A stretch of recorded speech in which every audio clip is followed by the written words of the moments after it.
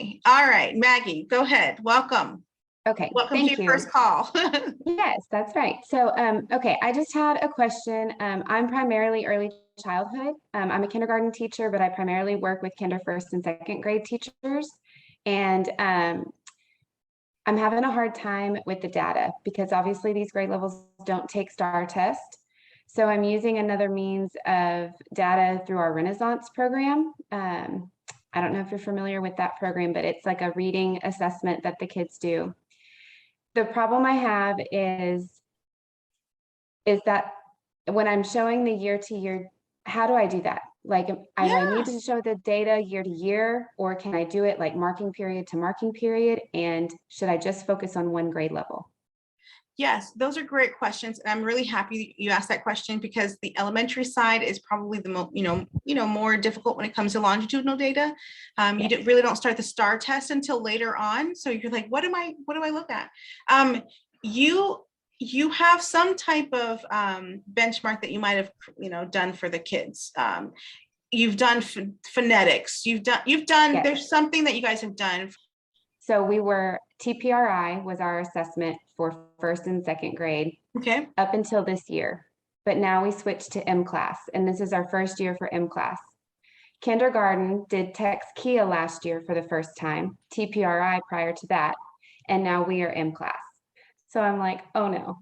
So that's why I decided to do this Renaissance data, but it's not very cohesive in terms of year to year. Okay. Yeah, so you can use any data point that you have that's a prior year data point. It doesn't have to be program to program. So it doesn't have to be Renaissance data from a year ago. Okay. So if you have any data that shows the problem that you're trying to solve now, that's fine. Okay. The other part to it is they are still allowing you to communicate that we didn't have data because of COVID, because that's the truth. Our elementary school areas are not going to have a lot of data because of COVID, especially last year, and the year before, going virtual. So you can actually put that as part of your narrative. Okay. And it's actually written in right on the website as well. So you can communicate that. So if you have any type of data, if that is prior to this in any type of structure, you can use that as longitudinal data. And then you can identify, hey, this is what the problem was, per this data. And now we're using Renaissance and this is how we're using it. Okay. Okay. Does that help? Do you have anything from those other ones that you use? TIPR, I think you said. TPRI, yes, we do. We do have the data from those that I can use that. I was just thinking more it needed to be the same every year, but if it doesn't, then that's great. I can just snip it where they were suffering, and then I can show now how instruction. See, this year is the year that our instruction changed. So this is the year of like fixing it, right? It's been like I've been working on this for a while. Yes.